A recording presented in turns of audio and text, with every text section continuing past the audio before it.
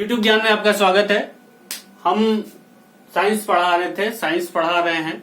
उसमें हम लगातार वीडियो बना रहे हैं। अगला टॉपिक या पिछला टॉपिक है, आपके पिछले टॉपिक से जो भी रिलेटेड वीडियो आपको देखना है वो आप हमारे प्लेलिस्ट में जाके देख सकते हैं, या फिर आप इस वीडियो के डिस्क्रिप्शन में भी जाके उन वीडियोस को देख सकते हैं। तो जो हम पिछला टॉपिक पढ़ा रहे थे उसके आगे हम स्टार्ट करते हैं। हमने पिछले बल का बताया था, न्यूटन के नियम बताए थे, उससे बल की परिभाषा प्राप्त की थी, बल का व्यंजक निकाला था। ठीक है, ये सब हमने पिछले वीडियो में पढ़ाया था। हम यहाँ पे बल के प्रकार बताएंगे। बल को थोड़ा सा बता देते हैं। बल वो है कारक जो किसी वस्तु की अवस्था परिवर्तन या अवस्था परिवर्तन का प्रयास करता है, वो बल है। ठीक है, इसकी हमने बात कर ली थी पिछले वीडियोस में। हम बात करेंगे बल के प्रकार। बल के प्रकार, कितने प्रकार के बल होते हैं, टाइप्स ऑफ फोर्स। ठीक है, तो मोस्टली क्या, नेचर में जो भी बल है वो 4 ही टाइप्स के हैं। ठीक है, और उनमें भी जो एक बल है वो सबसे ज्यादा यूज में आता है, सबसे ज्यादा उपयोग में आता है। ठीक है, तो हम बात करेंगे चारों बल की। पहला है गुरुत्वाकर्षण बल, दूसरा है विद्युत चुंबकीय बल,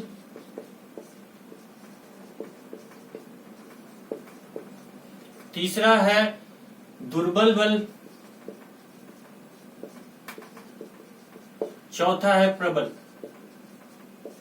ठीक है, ये है ग्रेविटेशनल फोर्स,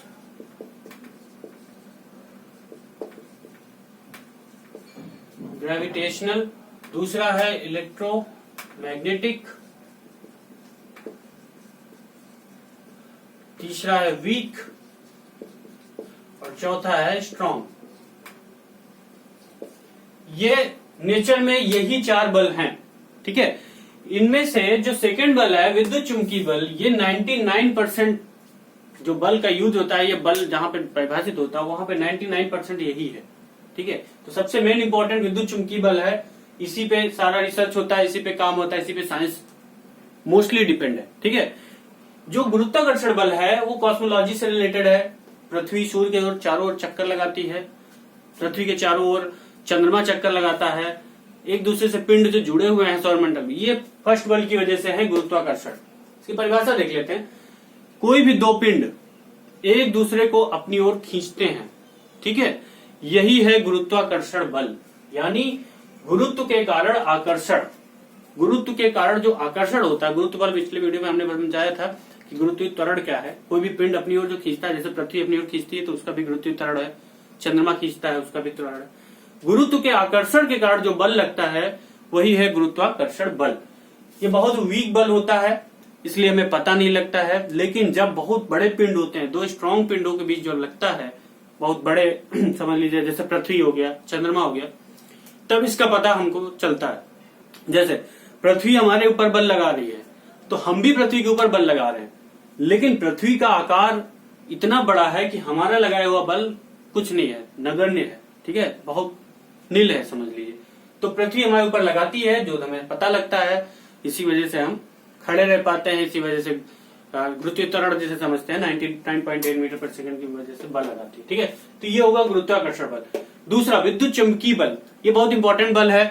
2 आवेशों के बीच आवेश क्या होते हैं, पॉजिटिव नेगेटिव।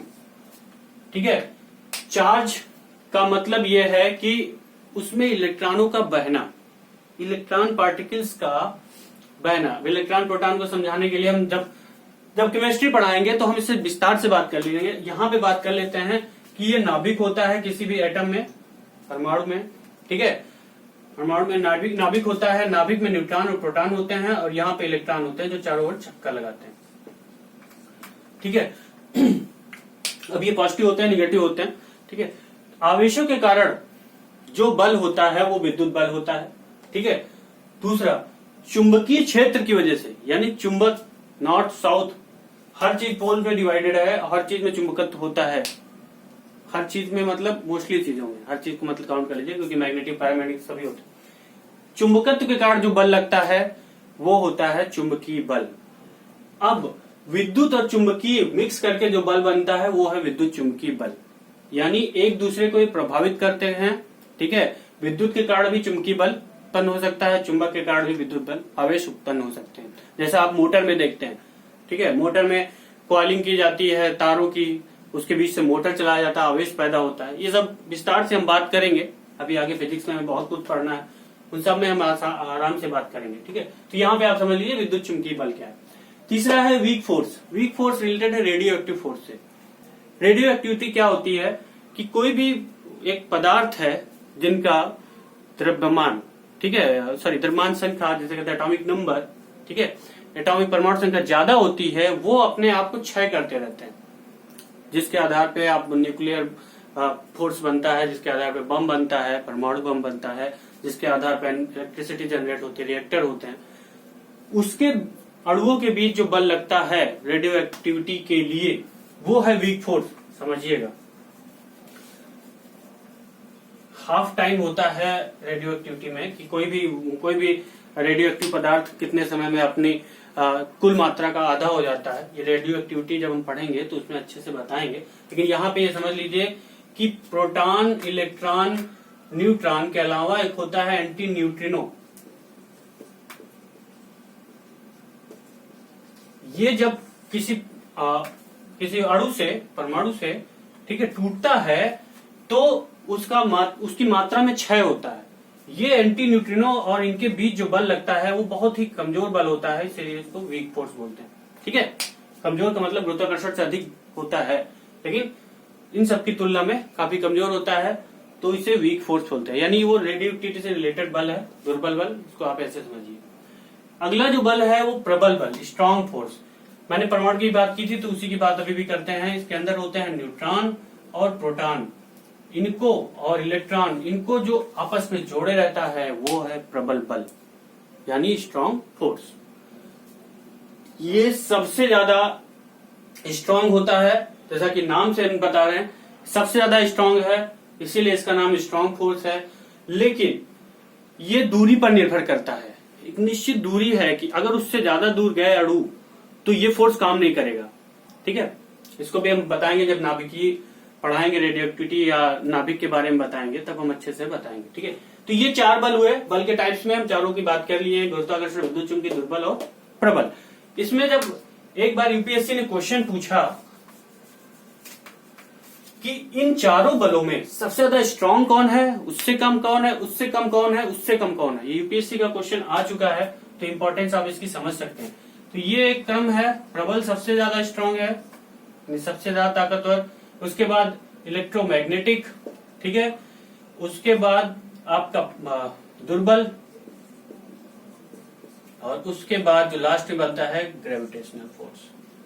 ये क्रम है कि ये सबसे ज्यादा स्ट्रॉन्ग, उससे कम ये, उससे कम ये, उससे कम ये आप क्रम याद रखेंगे। मैंने बता दिया, समझा दिया है, आप अगर दिमाग में ये रहेगा तो याद रहेगा।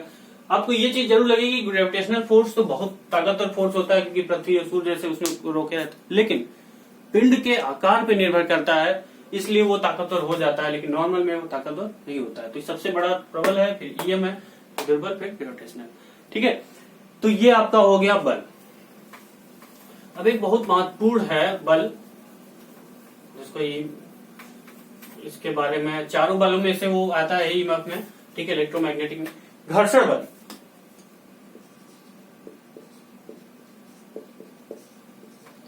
घर्षण बल इसलिए इंपॉर्टेंस है क्योंकि जो हमारा, मैंने बताया था कि साइंस जो हम पढ़ते हैं वो अप्लाइड साइंस पढ़ते हैं। अप्लाइड साइंस में घर्षण बल सबसे ज्यादा इंपॉर्टेंट होता है। ठीक है, घर्षण बल के टाइप्स देख लेते हैं जल्दी से। एक होता है स्थैतिक, एक होता है सर्पी, और तीसरा होता है रोलिंग यानी लोटनिक। ठीक है, स्टैटिक, दूसरा आपका स्लाइडिंग, और तीसरा रोलिंग। ठीक है, यही तीन है कि अगर हम किसी चीज पे बल लगाएं और वो खिसके ना तो वो स्थैतिक है, अगर उसे बल लगाएं और सरकने लगे तो वो सर्पी है, अगर वो बल लगाएं और वो लुढ़कने लगे तो वो लोटनिक है। सिंपल सा है कि ये तीन टाइप के बल हो गए। ठीक है, इसको हम इतने से ही ज्यादा नहीं बताएंगे क्योंकि ज्यादा इंपॉर्टेंस भी नहीं।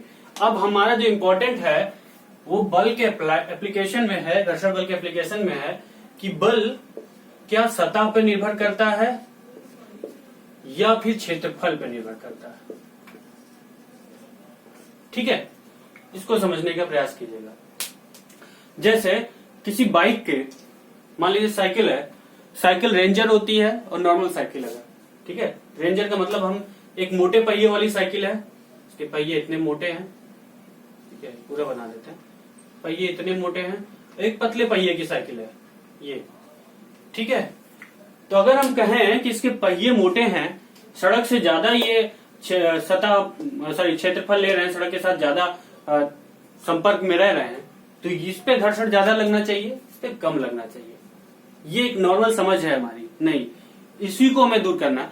ये ऐसा नहीं होता, ये क्षेत्रफल पर निर्भर नहीं करता है घर्षण बल। इंपॉर्टेंट समझिएगा, घर्षण बल अगर आपसे सिंपल सा क्वेश्चन पूछा जाए कि मोटी साइकिल है या मोटर बाइक है, उसका मोटा पहिया है और एक बाइक है जिसके पतले पहिए, तो इसमें घर्षण ज्यादा लगेगा, आपको लगेगा नहीं ये मोटे में लगेगा। नहीं, ऐसा नहीं है। क्षेत्रफल पर निर्भर नहीं करता है, क्षेत्रफल पर कभी भी निर्भर नहीं करता है। ये निर्भर करता है सतह पर कि इसकी जो टायर की सतह किससे बनी है, इस टायर की सतह किससे बनी है, साथ ही जो सड़क है वो कितनी स्मूथ है, रफ है कि नहीं है, रफ ज्यादा है कि नहीं है, ठीक है, इस पे निर्भर करता है, ठीक है। अब घर्षण से लाभ क्या होते हैं? घर्षण से लाभ के बारे में सिंपल सा है कि हम जो खड़े रहते हैं सीधे, ठीक है, घर्षण की वजह से ही खड़े रहते हैं। अगर घर्षण ना हो तो समझ सकते हैं कि कोई नीचे फोर्स नहीं काम करेगा, चलने में दिक्कत हो जाएगी, ठीक है। और समझ लीजिए कि पहिए फिसलेंगे अगर गाड़ियों पे घर्षण ना हो, अगर बाइक चलने में दिक्कत होगी, गाड़ियां स्लाइड करेंगी घर्षण की वजह से ही। वो जैसे बारिश वारिश होती है तो घर्षण कम हो जाता है, फिसलने का ज्यादा डर होता है। कहते हैं कि बाइक में गाड़ी तेज मत चलाइए, स्पीड से मत रखिए, क्योंकि उसमें ब्रेक भी काम नहीं करेगा, घर्षण कम हो जाता है, ठीक है। तो ये तो हुआ घर्षण का प्रॉफिट। एक और प्रॉफिट है कि जो हम घर्षण को चेंज कर लेते हैं। जैसे कोई भी एक मशीन है, उसमें अगर दो चीजें स्लाइड करें, या फिर जैसे मान लीजिए हम साइकिल की बात कर रहे थे, तो साइकिल के पहिए के बीच में एक धुरा होता है। धुरा का मतलब एक रोल होता है, बाल बीयरिंग जिसे बोलते हैं। उसके अंदर ये पहिया होता है, ठीक है, यहाँ पे ये कनेक्टेड होता है और ये पूरे पहिए से कनेक्ट होता है, ये रोल करता है, ठीक है। अगर यहाँ पे हमने बताया था सर्पी घर्षण का यूज करें, ठीक है, यानी ये एक दूसरे से चिपका के इससे साथ साथ चलें, तो उसमें घर्षण ज्यादा लगेगा। हम घर्षण कम करने के लिए यहाँ पे बीयरिंग्स डाल देते हैं। ये क्वेश्चन भी यूपीएससी ने पूछा है कि बॉल बीयरिंग का यूज क्यों करते हैं। सिंपल सा क्वेश्चन था, लेकिन यही है कि अगर आपका कॉन्सेप्ट सही नहीं है तो आप वहां पे कंफ्यूज कर जाएंगे, आप वहां पे गलत कर जाएंगे। तो ये क्वेश्चन भी पूछा हुआ है कि बॉल बीयरिंग का यूज पहियों में क्यों किया जाता है। तो इसीलिए किया जाता है कि संपर्क सतह, मैंने बताया था ना, सतह संपर्क कम करने के लिए, और ये घर्षण को लोटनिक घर्षण में बदलने के लिए, यानी रोलिंग फोर्स में चेंज करने के लिए। घर्षण से नुकसान भी होते हैं। घर्षण से नुकसान ये होता है कि टूट फूट होती है। टूट फूट होती है मतलब अगर मशीनों के बीच घर्षण काम करेगा तो एक बल काम कर रहा है तो मशीनें टूटती हैं, मशीनों में दिक्कत आती है। इसके अलावा घर्षण की वजह से ऊष्मा पैदा होती है, ठीक है, ऊष्मा के पैदा होने की वजह से भी घर्षण का नुकसान है, घर्षण बल का नुकसान। तो ये यहाँ पे हमने टॉपिक ये खत्म किया। आपका गति का जो भी टॉपिक था, ये हम पिछले 2 वीडियो के साथ, 3 वीडियो के साथ यहाँ पे इसको खत्म कर रहे हैं। इसके आगे जो हमारा टॉपिक होगा वो अगले वीडियो में हम बात करेंगे। कोई भी वीडियो आप पिछला छूट गया है, आप नहीं देख पाए हैं, तो हमारे प्लेलिस्ट या फिर इस वीडियो के डिस्क्रिप्शन में जाके देख सकते हैं। बहुत बहुत धन्यवाद, थैंक यू। अगर आपको यह वीडियो पसंद आया तो लाइक करें, अपने दोस्तों के साथ शेयर करें, साथ ही सब्सक्राइब करते हुए बेल आइकन भी दबा लें। Thank you.